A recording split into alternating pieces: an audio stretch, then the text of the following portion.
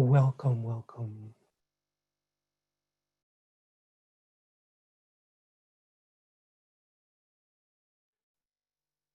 Watching the screen and seeing on each page, I think there are 50 squares, and everybody is getting ready in their own way.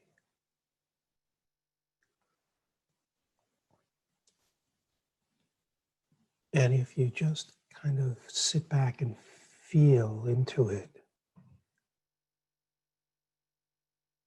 it's possible to feel the oneness, the source, which is doing everything. It's like if you look at one body, one person, there are thousands and thousands of cells that are doing all these various jobs.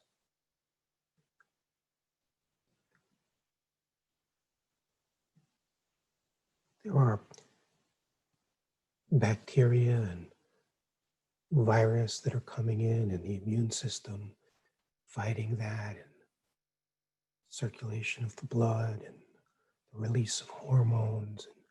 It's like a whole universe going on in there.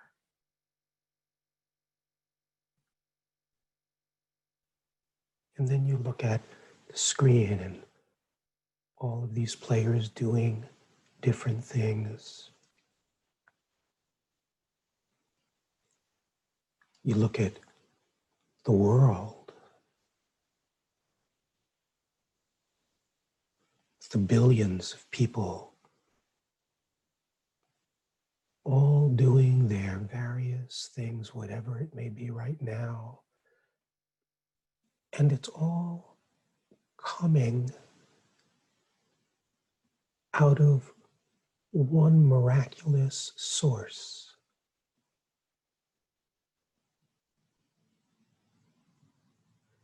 It's so amazing and incredible. I mean, you look at space and the novas and supernovas and how incredibly beautiful they are, and all of the various nature on this planet. Go into the depths of an old growth virgin forest, and you can feel a little more, for most people, the aliveness and the beauty and the love that has created this.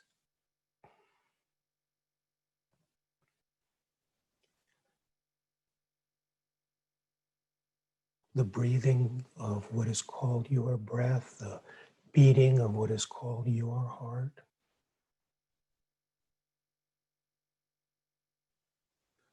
How every karmic play perfectly fits every other karmic play to bring everything up. The intricacy,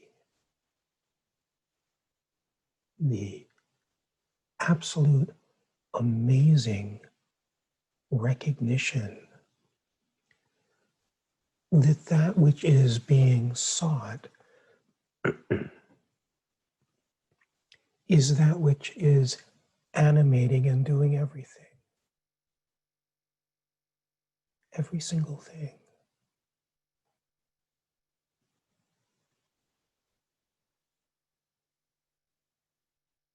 What is speaking these words, what is hearing the voice, what is feeling the senses,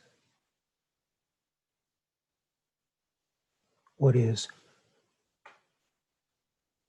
causing the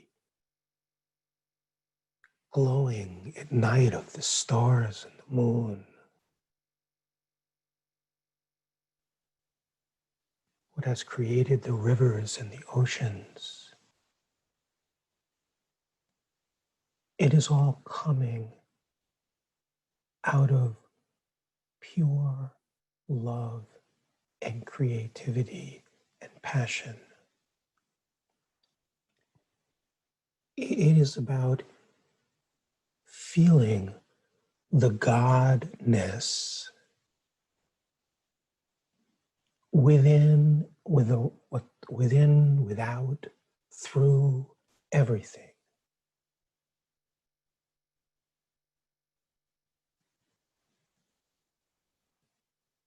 Feeling the oneness that is the incredible creative force. And as you fall into the taste more deeply, there seems to be two primary flavors to the grace of God's creation. One is passion. There is such passion in the creative expression.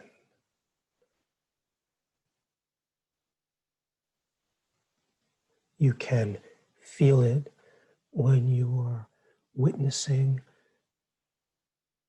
a musician who is a true artist. You can feel the passion that moves through. It's a ray of the totality expressing the passion of creation. You watch the fingers of a pianist who's lost in the passion. He's no one doing anything. He's lost in the passion that is being felt. But the intricacy and the speed and the movement of the fingers is beyond the mind's comprehension. And billions upon billions of beings, multiple dimensions in which all of this is being organized, created, all doing the perfect work to free the illusion that you are separate from this. The taste of someone separate is painful. The taste of totality, the wisdom, is this passion, this love, this aliveness. I mean, if you simply go to a place that is your most sacred place, that you love, someplace in nature most likely,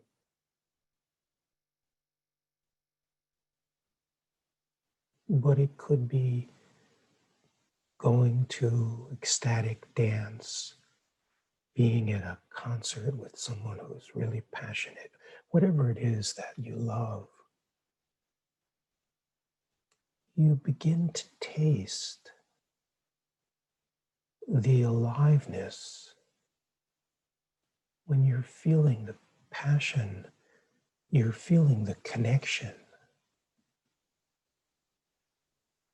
The mind says, well, why is there all this pain and suffering? Why in creation is there all this pain and suffering? But when you discover God, when you discover the self, when you discover from where it is all coming from, then the experience is no longer suffering, no matter what is happening. Everything that is scary to the mind, when there is the recognition of where it is coming from,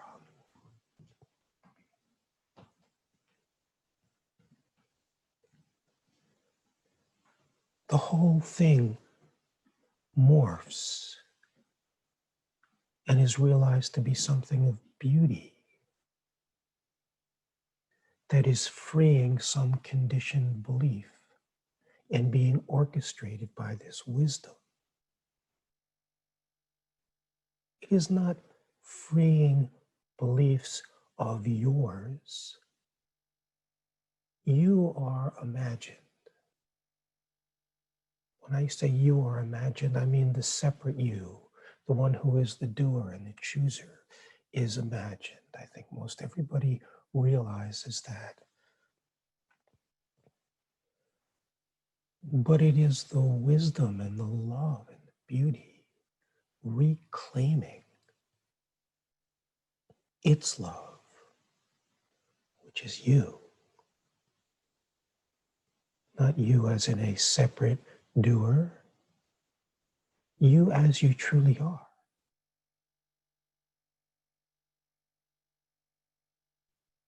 You know, the light of the soul can say your soul. Your soul is the light that animates the flesh, but fans out infinitely and connects with everything.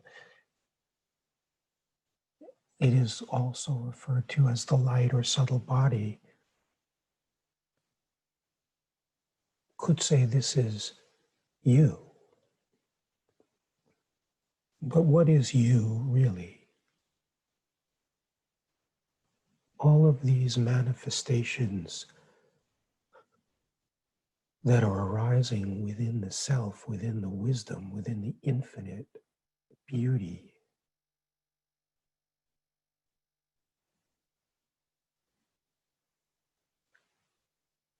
And the soul is the unique flavor. You could say it's your unique flavor. But you can never find the your.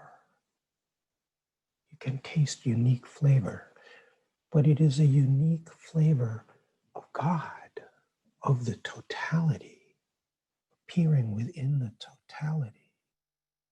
That your nature is God nature. It is not bound by location.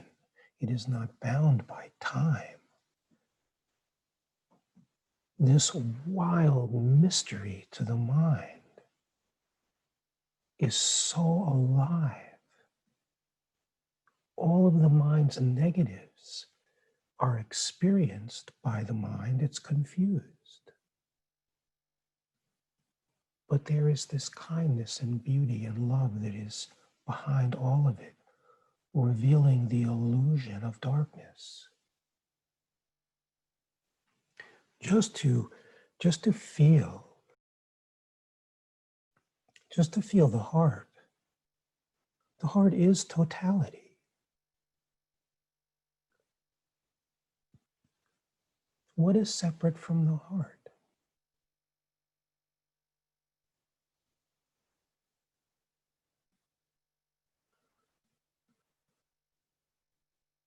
Just to feel the incredible depth of intelligence and kindness and caring and love that is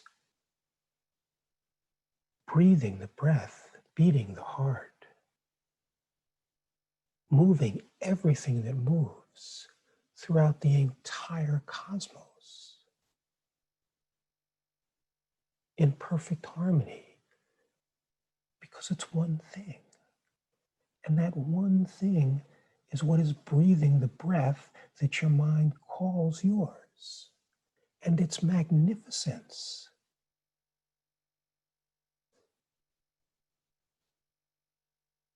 And it's boundless, infinite, locationless, and it can be felt as yourself.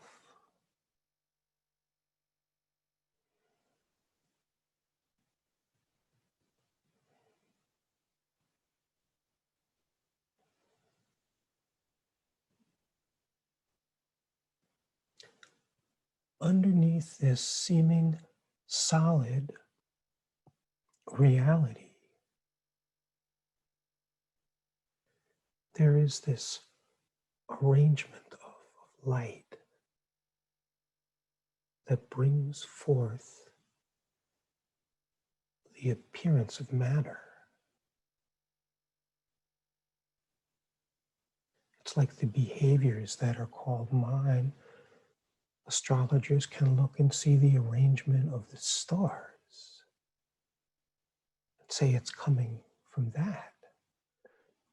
And there's an arrangement, sacred geometry in the light of what brings forth the experience of me, the experience of being separate, but the light itself is connected to everything. So alive in this moment, so alive in this moment. Most all of you know Satya, knew Satya. I say know Satya because he's still around, his body just is not. He always used to say, praise God. This is what remains in the realization, the recognition of the amazing wisdom which is generated by this amazing love. Where do the oceans come from? Where does the beauty of all of the ocean life come from? Where does the beauty of waterfalls and pristine forests come from? It comes from the same thing that brings forth crowded city streets, where there are so many doing so many different things and so much going on within one body, and yet there is something that is generating all of it. We can feel it more easily in spots of great beauty, in nature, in the play. This is where the teaching most often comes, because the things that have been buried and unseen when you are open to receive will be stimulated in personal dynamics so that they can be seen, not seen as yours, not seen as something you need to work on, but opening into from where all of this magnificence is coming. I say magnificence because even the darkness, it is not darkness when you are feeling from where it is coming and you are sitting from where you sit, which is everywhere in the moment. And then the taste is God meeting God in everything, in all the expressions. And the flavor of God meeting God is the flavor of love and happiness. The teaching, which is shedding the misunderstandings, is the work. These are the things that the mind has buried and covered over, things the mind doesn't want to deal with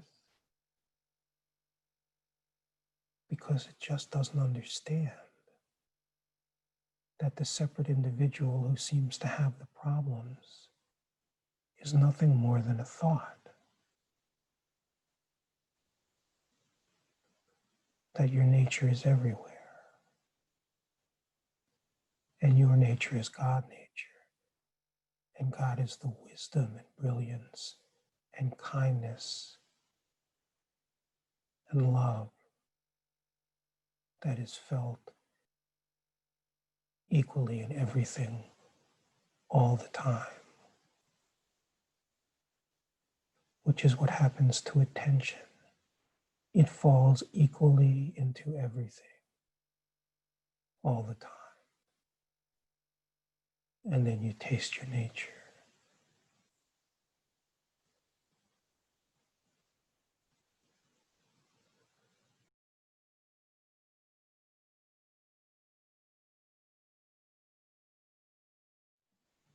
Let's just take a few minutes to let what has come forth settle in. Just take a few moments